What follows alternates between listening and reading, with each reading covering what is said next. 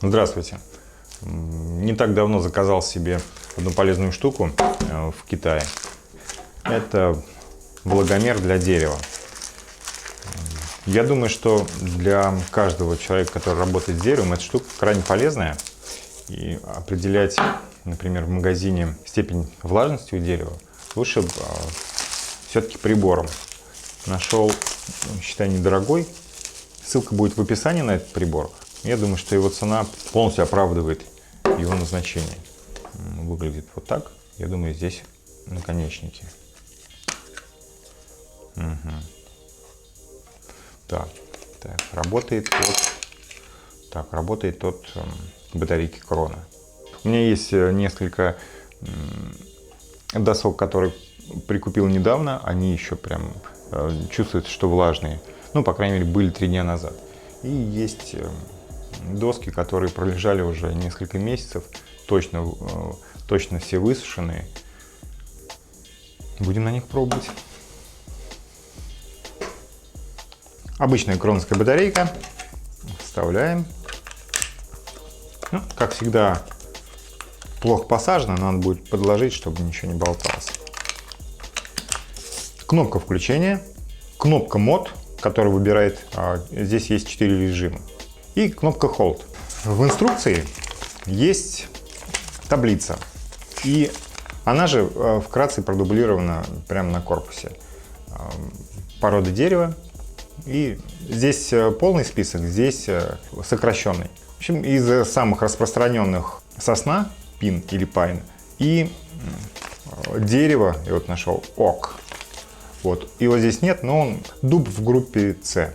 Кнопка включения, просто выключает, через 15 минут, если забыли, он сам отключится. Ну что, давайте проверим. Вот у меня есть совершенно сухая деревяшка, которая уже лежит уже несколько месяцев, наверное, у меня. Давайте посмотрим, проверим. Выбираем сосну, это группа D.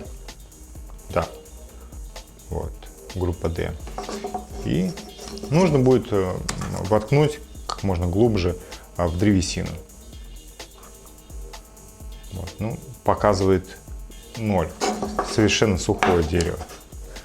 Воткнем в торец. Тоже 0 показывает. Ну, совершенно сухая древесина. Показывает 0% влажности. Есть у меня доска, которую я привез дня 4, наверное, назад. Это строительный двор.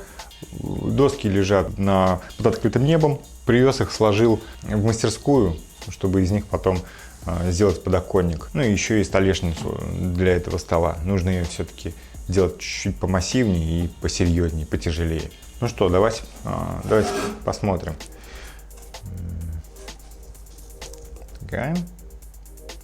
14% влажности.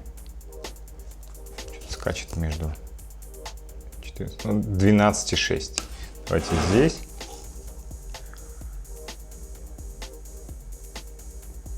Примерно так. Давайте с торца. Не с торца, а с боковины. Так, здесь уже 21%. Здесь в районе сучка тоже 22. Перевернем. Этот край суши. Угу. Разница почему? Скорее всего, они у меня лежали вот так вот на торце, на полу в мастерской. То есть это 2 отрезка, они у меня, ну так, особо для всякой мелочи оставил. А те, которые сушу для подоконника, они у меня в штабелях с прослойками, с прокладками. Эта доска лежала, возможно, доска лежала именно вот так, поэтому здесь повышенная влажность именно снизу. Вот, она уже не просохла. А сверху доски здесь, она просохла лучше. Вот, поэтому у нее уже значение одинаковое с пластью. Ну, практически одинаковое. Можно еще мерить влажность торца, но говорят, что торец сохнет намного быстрее, и поэтому древесину лучше измерять с пласти или с краев. То есть проверим эту теорию. Так, здесь пока также. давайте параллельно с другого. Ну, немножечко, на пару процентов меньше показания влагомера на торцах, а вот в пласте, да, в пласте больше, примерно 2%. В общем, для большей точности нужно измерять в нескольких краях пласти доски. Вот такой приборчик. Я думаю, что штука полезная, пригодится в выборе древесины. Прибор очень недорогой. Ссылку опять-таки оставлю в описании. Посмотрите актуальные цены. Единственное, что можно было бы еще в комплект положить чехольчик, что ли, чтобы... Потому что эту штуку в основном ты используешь на выезде. Когда едешь покупать или выбирать древесину, чехольчик бы здесь точно не помешал. Но придется что-нибудь симпровизировать, что-то придумать самостоятельно. Вот, у меня еще вопрос к мастерам.